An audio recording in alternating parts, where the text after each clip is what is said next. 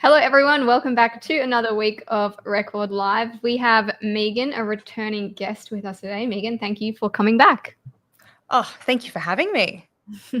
Now, I understand Jared and Megan, you guys have been doing a little bit of talking today, so you might be a bit talked out by 4 p.m. Do you want to give us a little bit of an insight onto what you've been doing downstairs?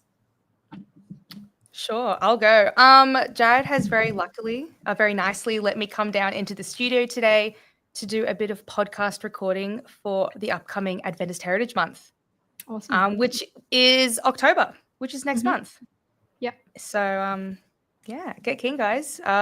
Listen out for October for the podcasts. We're learning a little bit about the Adventist pioneers. Awesome. So, yeah. Cool. And can you tell us a little bit about what your role is with Adventist Heritage? Yeah, so I work for Adventist Heritage, which is a department of the South Pacific Church.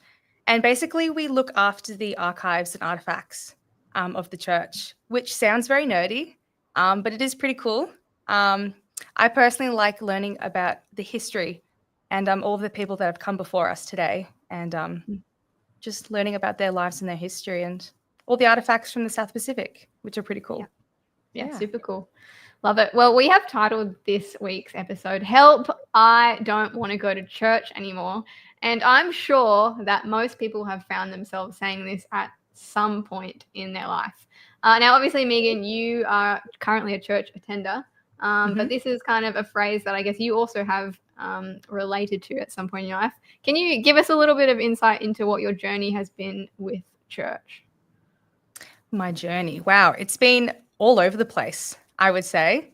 I grew up in the Adventist church. I went to Adventist school, did Pathfinders, and then the pandemic hit and I didn't go to church anymore, like everyone else. We all had church online. And I quite liked doing church online. I liked watching church in my pajamas in bed at 11 a.m. on a Saturday. But when everyone could go back to church, I didn't. I kind of fell into that routine of not going. And I kind of stayed in that routine. And I started to get a little bit anxious about going to church because I wasn't used to it.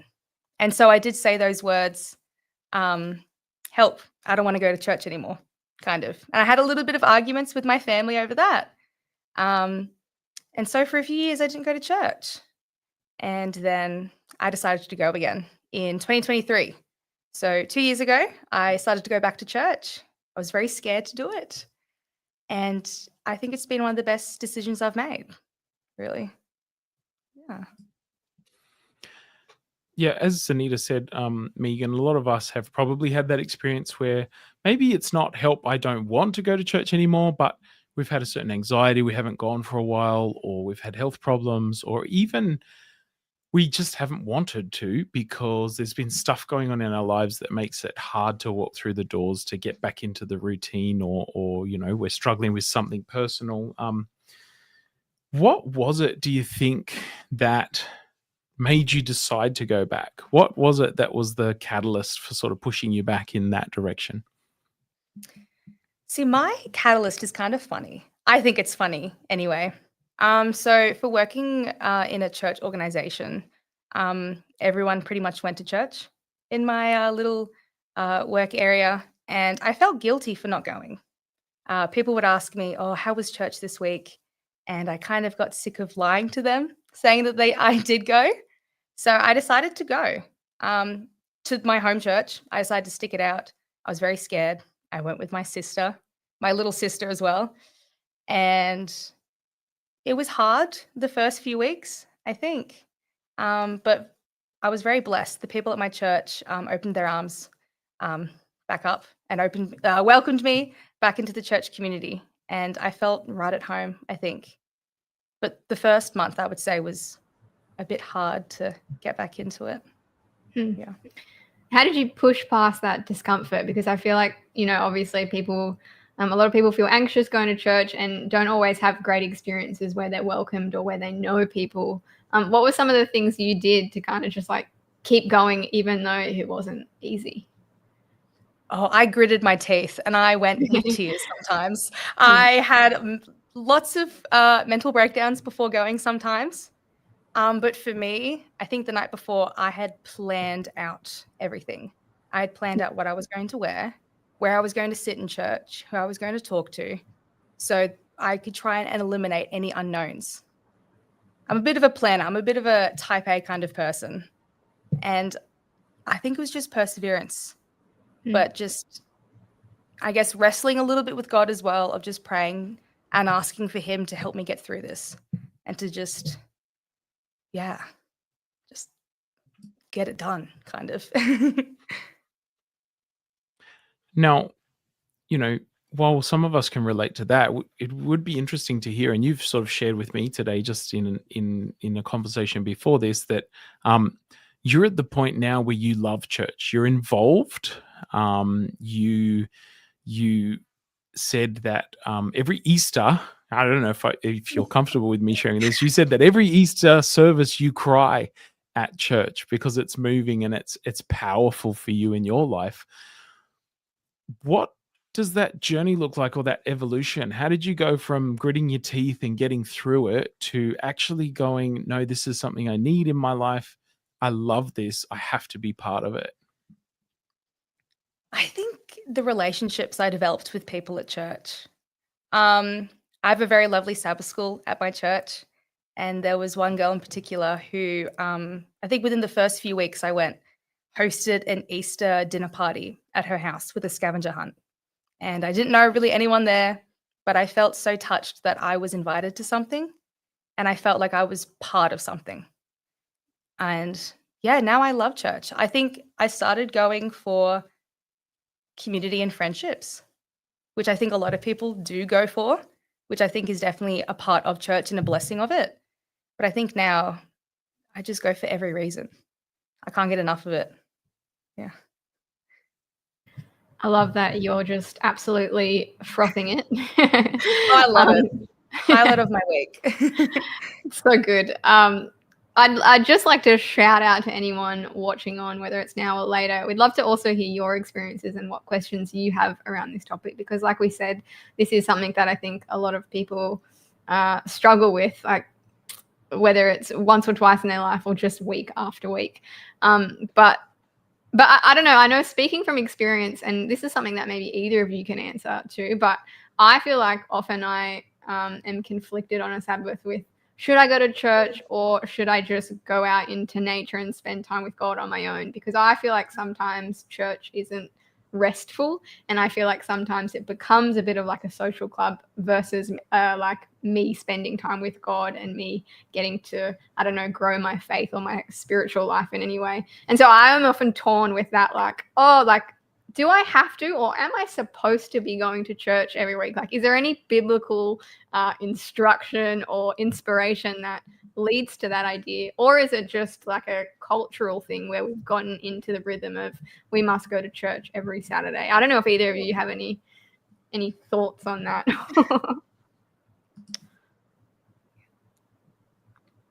You got anything, Jared? Hebrews 10:25. I just had to quickly look that up. I didn't know it off the top of my head. Hebrews 10:25.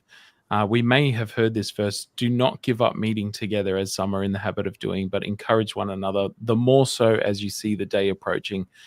That one immediately comes to mind when you ask, like, why should we do church? For me, I guess, I'm in a season of my life where I actually really look forward to going to church, and I want to go there as often as possible. Now, that's because I do want to see my friends, catch up with people. As an adult, sometimes you can feel a bit lonely or separated because, at school you saw your friends every day. And then when you're out in the working world, you're commuting, you're doing different things, you're straight home, bedtime with the kids, the routine, you're stuck in this like cycle. And Sabbath for me breaks that cycle. And church is a wonderful place to not only worship and connect with God, but connect with other people that I don't get to see during the week. Very much. I don't have the time or the capacity or the free time to do that. And even if you don't have great conversations at church because you're running after kids who are climbing up the walls or whatever, you still feel like, oh, I got to see some adults that are my friends. I got to see some other people in that space. So yeah, that's that's for me why at the moment in this season of my life in particular, church every week. And I also want to set a good example to the kids, like, hey, we're at church regularly, like it's something that's an important part of our lives. We don't just do it optionally. I think my parents really gave that to me. Although I have had seasons in my adult life where it's been hard to go to church for whatever reason, my parents were at church faithfully every single Sabbath. They were the first ones there. They were the last ones to leave. And that gave me, I think, an example of, even when church was tough, there were politics at church and there were people for having falling outs and stuff. My parents were faithful in that. And it gave me that desire and that need to go to church, that I want to set some example like that to my kids. Like, what is important to your mummy and daddy? When someone asks my kids, it's like, I want church to be on the list. I want it to be an important thing that they see us doing as a family. No, Zanita, what you mentioned about how you feel conflicted of whether going to church or going outside or to see God in nature. I feel that too. Like for me, I feel God and feel his presence sometimes more when I'm in nature. But that's what I like to do on a Saturday. I'll kind of spend my morning at church, but then in the afternoon, go to the beach, go to the mountains to try and get all aspects Best I of both possibly worlds. can. Yeah, best of both worlds. Yeah. Yeah, awesome. I'm interested, Zanita. Megan, sorry. Generation Z or Z, as the Americans I like think to call it's it. Gen. Oh no. Yeah, Gen Z. Gen Yeah. Z is, Right. there's been commentary on social media that they are going and seeing church as a more important part than, say, some generations that have previously preceded them. There's a movement or an influx of Gen Z back to church. I think that's a positive thing. But what do you think it is that's attracting your generation to actually take church seriously and to actually come back and be involved? I think now more than ever, my generation is looking for identity. I think we're looking for a place to belong and we're looking for a purpose. A lot of people my age are questioning their purpose in life. Who are they? What should they be doing? And that constant circle of just going round and round in those thoughts. And I think for going to church, you kind of do find a sense of belonging. You find a community. You find people who are kind of like you. They think like you, they believe like you. And I think for that, a lot of people call church a family. And I find church as a family. And I know that sometimes, like families, we don't always get along and we argue. But at the end of the day, we're all together. And so I think it's that purpose, that identity, that community is what people are searching for more now than ever. So, I don't know how it is down in Sydney, but on the Gold Coast, it's a bit of a mecca when it comes to churches. Like there are so many, and not there's quite a few Adventist churches, but just churches in general. And while that's an awesome thing, I also seeing it being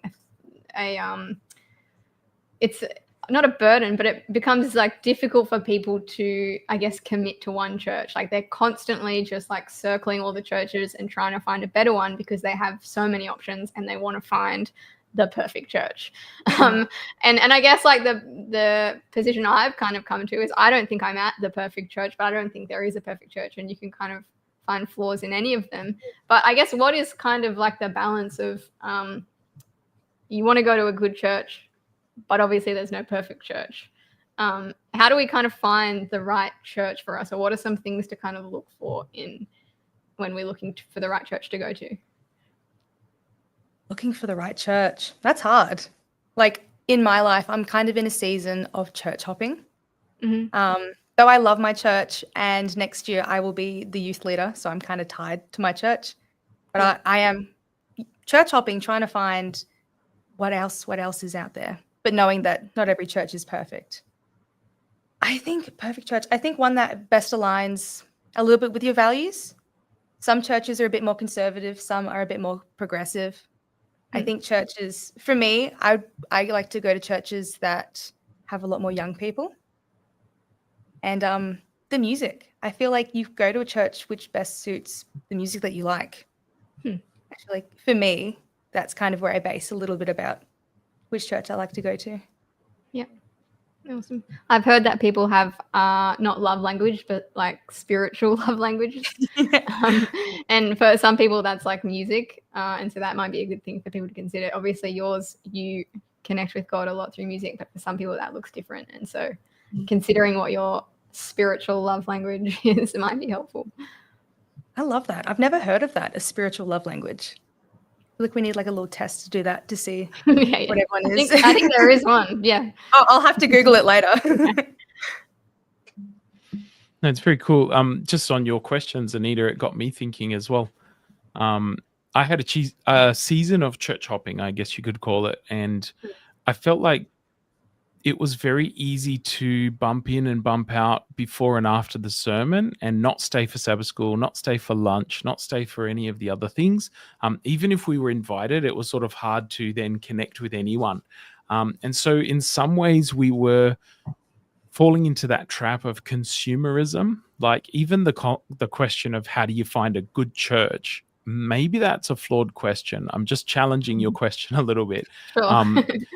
There's the opportunity for us to, yes, find a church that suits our needs and helps us to grow spiritually. I think that is important if we're growing spiritually or we're connected. But just as important is those loving relationships, finding a church that, well, first of all, you don't go to a church that's toxic or that's selling bad theology or that's, spiritually or emotionally, mentally in any way abusing people. Like that's bottom line stuff. And so some people find themselves in church situations that are really unhealthy and difficult for them, and they need to probably find another church. But then at the same time, there's value for people, and sometimes people in more rural areas, they only have one option. So they have to stick it out. They have to make the church better by their own presence rather than going, I'll just go to the one, just down the road. And so in big cities, yes, we're a little bit spoilt for choice. Like I myself fall into that trap. I probably drive past 3 or 4 churches to get to my current home church because it serves our kids well. It's got good programs, adventurers and Sabbath schools and things for the kids. And that's really important for us to see our kids, grow up in the faith and to have that experience, that learning, that good foundation. But at the same time, like, a church is what we make it because we are the church. We can't just consume church and go, well, what's the best church? What's the music I like? There's probably people at my church that the music is sometimes a bit more contemporary, etc. And it might not really be their jam, their style. But there is a danger of becoming like an echo chamber in a local church where everyone likes the same music, everyone dresses the same, talks the same, thinks the same. And then you don't have the older generations or the different generations who they may not like the music, but we need their wisdom. We need their life experience. We need that intergenerational connection, I suppose. And so for me, I think what you look for in a church, if I could encourage our viewers, on this, it's like, do the people there love each other and love God? That's the bottom line.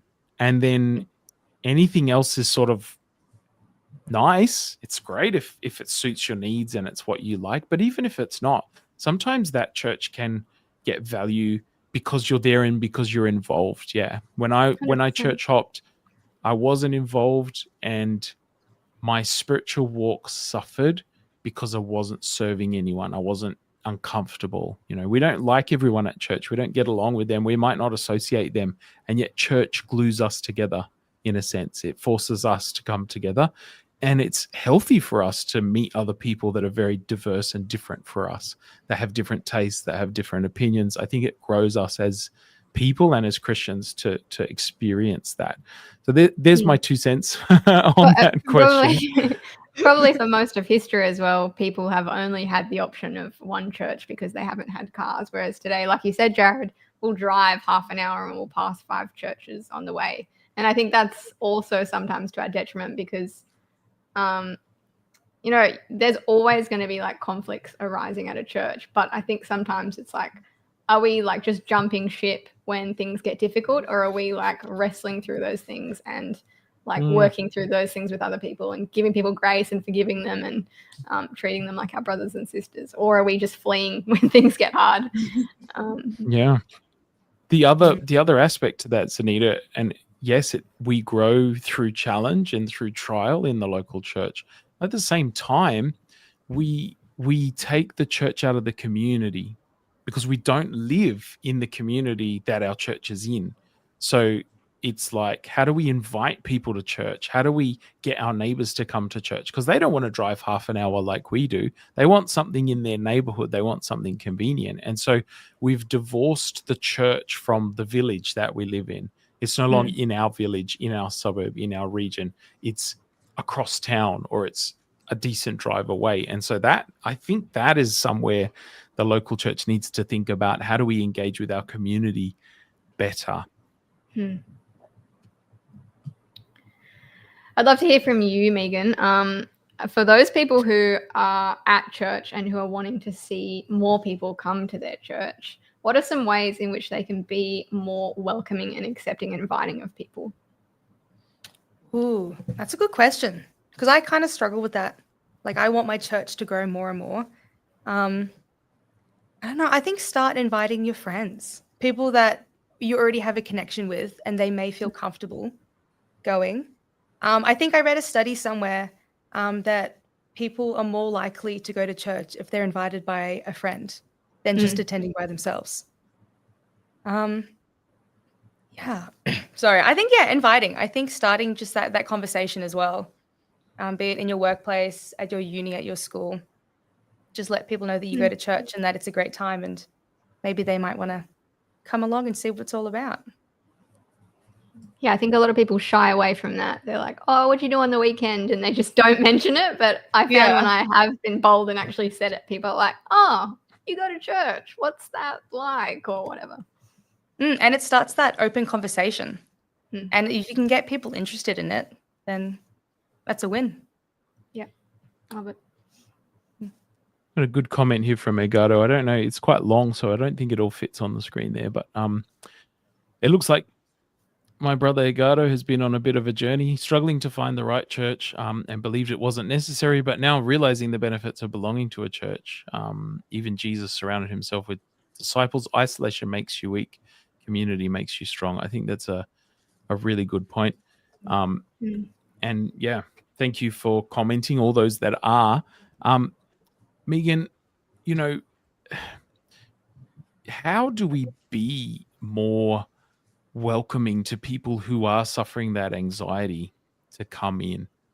What do we do in our churches to make them more welcoming, more open, more inviting? You said, it was funny how you shared how you were invited to church in almost a backwards way, like you were guilted into, like you thought everyone's doing it, so I'm peer pressured, I should be at the church, on the flip. And yet when people, we invite them, they actually do come sometimes. So, but how do we then receive them well? How do we then become that community that will be a safe place for them to land and a safe place for them to connect? I think, to be welcoming, I feel like is literally just to be welcoming. Because I've been going church hopping lately. I've been kind of subconsciously, and maybe not subconsciously, criticizing the churches that I go to and kind of rating them and being like, how inviting they were. How many people came up to me and said hello. And I've noticed that some churches are more welcoming than others. And I am more likely to go to those churches where people came up and said hi, where the pastor came up and said hi, where people recognized that I was a new face, went out of their way to say hello, to tell me all that they have at their church, all the programs they have. But then you do go to some churches and you go in and it's like no one has noticed that you came in, kind of. And I think some of us are all guilty of that, sometimes, of not being super welcoming, where if we've had a rough week, we just want to get to church, sit in our same spot we've always sat in, chat to the same people, get in and get out. And I think, if we want to see change, we kind of need to be the change. And we sometimes have to step out of our comfort zones if we're able to and feel comfortable enough to kind of do that. And I think we can help those who need a little bit more welcoming into the church. So I think it goes, there was the comment that you just had on the screen, Jared. There was a part at the end that you didn't read out, which said, don't just go to church, be the church. And I love that, because church isn't always a building. Jesus says in the Bible, where two or more are gathered, he is there. And I think if we can embody the church spirit, I think more people will want to come to church or even stay at the church as well. Yeah, I guess on talking about like that idea of what does it look like to be the church, I know I went through a season of not going to church as well, and I felt quite hurt by the little effort that was like made in like reaching out to me during that period. So what does it look like for like, I think often, Jared, you talked about before, you go to church and you see these people, and often we do lead busy lives where we just see people on Saturday and we don't really see them throughout the week. But how can we, I guess, be more supportive in people's lives when they have left the church and we're no longer seeing them there? Like instead of, Megan, you said that you kind of started coming back because you started feeling guilty because people were asking you. But how can we be the church for those people who are no longer attending or who are in a season of really struggling to go to church?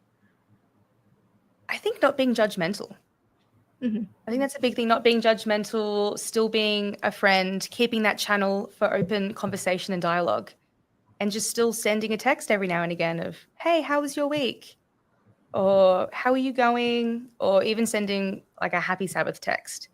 I guess people just like to know that there are still people out there thinking of them. Yeah, I invited a friend to church the other week, and some other people at church know that particular person, and they said to me, "Oh, it's really good to see him at church today." And I said, "Yeah, I just asked him because haven't seen him, and they had been, working alongside or colleagues of, and had interacted with, and yet hadn't necessarily made that invitation. So I think we forget sometimes to reach out or to be that person, to give someone a call, to give them a text, to say, hey, how's it going?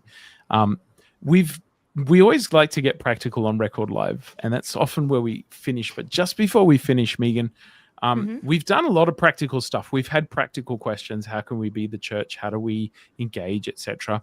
I'd just like to give you this question about your own personal faith. Like, you've talked a little bit about connection and going to church for friends and how it's become a really important part of your life. But I'd really like to hear, just, I guess, more personally, what has coming back to church, but your whole spiritual journey, sort of, how has it grown and changed, do you think, since you made that decision to start coming back to church? And it seems to me, in our conversations together, church is important to you now. It's a big part of your life. Your relationship with Jesus, your relationship with the church in terms of negativity or positivity towards just Christianity or towards the Adventist church, towards you're working in the heritage space, dealing with people with LMY and going through Sunnyside and giving tours and things like that. So you're coming up against faith challenging questions in your work and in your life. Like, what does your personal faith look like, because you've now got church as a key part of it now? What does my personal faith look like? That's a big question. It's definitely gotten better. I don't know how to say it better, but coming back to church, I think my life has just gotten so much better, like spiritually, mentally. And, church, it's there for us to rest. I think church, we've got to remember it's on the Sabbath. It's there for us to rest. I know I can come to church and I can praise God, I can chat to my friends, I can have a bit of a reset. And for me, keeping that routine, I think, has been one of the best things for my mental health. And for my spiritual health, it's just blossomed, I think. I think for me, coming back to church has been one of the best decisions I've made in a very long time. And it is very scary and daunting doing it. But I would encourage everyone to stick through it. I feel like I didn't answer your question. It was so loaded.